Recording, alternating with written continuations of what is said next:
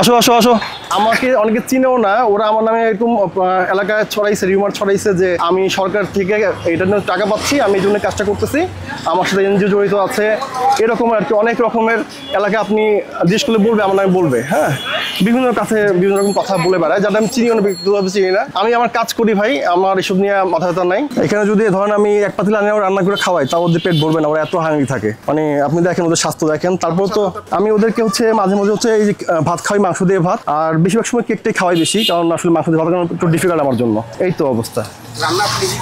হ্যাঁ হ্যাঁ, রান্না আমি করি। ফ্যামিলি সাপোর্ট বলতে কেউ না করে না, হ্যাঁ, কেউ না করছে না কাজ করতে, বাট এই যে আশেপাশের মানুষের কারণে আর কি একটু বলে যে তুমি সরে আসো, তোমার এখানে দরকার নাই তোমার এখানে কাজ করার। ধরেন আমি যখন বাহাতে বেরোই, ওরা যখন আমার দেখে সবাই দৌড়ায় এসে জড়ায় ধরে, মানে আমি তখন আসলে লোনলি ফিল করি না। আমি এই এলাকায় যেখান দিয়ে হাঁটাহাঁটি করি না কেন, আমার কখনো লোনলি ফিল হয় না, কারণ হচ্ছে যে ওরা সব দিক দিয়ে আছে, ওরা দৌড়া চলে আসে। আমার মানে হয়তো ঘুমায় আছে, আমি যাচ্ছি, ওই গন্ধেও টের পাওয়া যায়।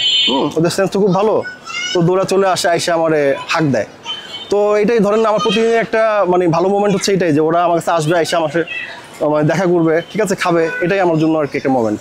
আমার বাসায় যেগুলো আছে ওদের সাথে তো আমার খেলাধুলা হয়, মানে বেরোইলে ওরা ধরে, হ্যাঁ, দৌড়াদৌড়ি করে, আইসা ওদের সাথেই টাইম পাস করা হয় আর কি। মানে আমি তো ফ্রিল্যান্সার, আমি রাতে কাজ করি, আর এই সন্ধ্যার পরে আমি ওদেরকে টাইমটা প্রতিদিন দিই আর কি। আমার একটা শিডিউল থাকে যে আমি মাগরির পরেই বেরোবো, তো আমি খাবারটা নিয়ে মাগরির পরে বেরোয়া যাই, ওদের সাথে একটু সময় কাটে 2-2.5 ঘন্টা 3 ঘন্টার মতো। আর যদি মাঝে মাঝে যদি অ্যাক্সিডেন্ট হয় তাহলে সময় বেশি লাগে। অনেক সময় দেখা যায় যে রাত 10টা-11টা বাসায় ব্যাক করতে হয়, যে কেউ অ্যাক্সিডেন্ট করলো, ওদিন দৌড়দৌড়ি করতে হচ্ছে, তখন একটু আমাকে সময় বেশি দিতে হয় আর কি। আসলে ও হচ্ছে মা কুকুর, হ্যাঁ, তো ওর 2টা বাচ্চা হওয়ার পরে ও আসলে মানে খাবারের অভাবে অসুস্থ হয়ে গাড়ি নিতে পড়েছিল। তো একদিন আমাকে একজন খবর দেয় যে ওর এই অবস্থা, ও মানে আদমর অবস্থায় আছে। তখন আমি আসি, এসে দেখি যে ওর পুরা মানে চামড়া উঠে গেছে, মানে বাচ্চা খাওয়া পাচ্ছে না, ফিডিং পাচ্ছে না। তো তখন থেকে আসলে আমি ওরে খাওয়া দাওয়া শুরু করি। আলহামদুলিল্লাহ এখন তো অনেক ভালো, কিন্তু কিছুদিন আগে ওরে বাড়ি বাইরে এই যে পাটা ভেঙে ফেলছে আর কি। মানে অনবরত এখানে গাড়ি বা মানুষ বিভিন্নভাবে ওদের অ্যাবিউজ করতেছে। আমার মানে 12 মাসে এখানে ওষুধ খাওয়াইতে হয় এই সমস্যাগুলোর কারণে। ওদেরকে সবারই অপারেশন করাই দেওয়া হয়েছে, স্প্রে করে দেওয়া হয়েছে, বাচ্চা না হয়। আমি প্রতিদিনই সন্ধ্যার পরে আসি, ওদেরকে খাবার দাবার দেই। এটা যদিও আমার এরিয়া না, কিন্তু আসলে ওদের এত খারাপ অবস্থা, মানে আমি এখানে কাজ করতে আসতে বাধ্য হয়েছি আর কি। আমাকে তো এখানে অনেকবার অপদস্থ করা হয়েছে, এখানকার লোকজনই আমি কেন খাবার দিচ্ছি, এখানকার এই ফ্ল্যাটের লোক এসে আমাকে অনেকবার বকাঝকা করছে। এই এলাকার যে কিছু পোলাপান আছে যাদের কোনো কাজকর্ম নাই, ওরা করে কি আইসা পিছন দিয়ে উল্টার কথাবার্তা বলে, প্রায় মানে আমাকেও ওদের সাথে অ্যাবিউজ করা শুরু করে, আমার একটা অবস্থা। তো ওদেরকে খাবার যে দিচ্ছি, এটাই হচ্ছে ওদের সমস্যা, যে আমি টাকা হতেই পাচ্ছি। আমি যখন ফ্রিল্যান্সার, আমি আর্ন করি, আমি আমার টাকা দিয়ে ওদেরকে খাওয়াই, আমার কোনো সংস্থা নাই, হ্যাঁ। অথচ ওদের ধারণা হচ্ছে যে আমি হচ্ছে সরকার থেকে টাকা পাচ্ছি খাওয়ানোর জন্য, এটা আমার ব্যবসা, আমি হচ্ছে এত খাবার কোত্থেকে পাচ্ছি, নিশ্চয়ই আমার কোনো এখানে এনজিও জড়িত আছে, নাহলে আমাকে এগুলো কে প্রোভাইড করছে। চিন্তাই করতে পারে না যে একটা মানুষ নিজে ইনকাম দিয়ে ওদের খাওয়াইতে পারে, হ্যাঁ, এটা ওরা ধারণা করতে পারে না। করতেছি আলহামদুলিল্লাহ, আমার ইনকাম আছে, আমি করতে পারতেছি।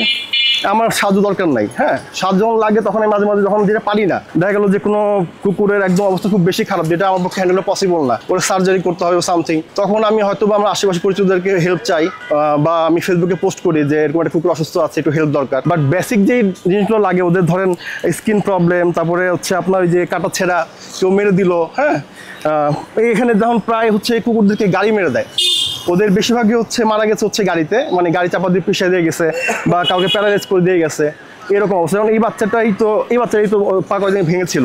সবারই কম বেশি এরকম সমস্যা আছে, যে হচ্ছে ওদের অ্যাবিউজ হয় আর কি। আর মানুষ না মানলে দেখা যায় প্রাইভেট কারগুলো যখন আসে খুব স্পিডে, ওরা তাকাই দেখেন না যে এখানে যে একটা প্রাণ আছে, ওরা যা করে চাপা দিয়ে চলে যাচ্ছে। এটা হচ্ছে ওদের প্রতিদিনের কাহিনী। এখানে আসলেই আমার ধরেন অ্যান্টিবায়োটিক লাগবে, এটা মুখস্থ হয়ে গেছে যে আজকে না কালকে কেউ না কেউ একটা অ্যাক্সিডেন্ট করতেই আছে, হ্যাঁ। তো এবার চলছে আর কি কাজ এখানে করা।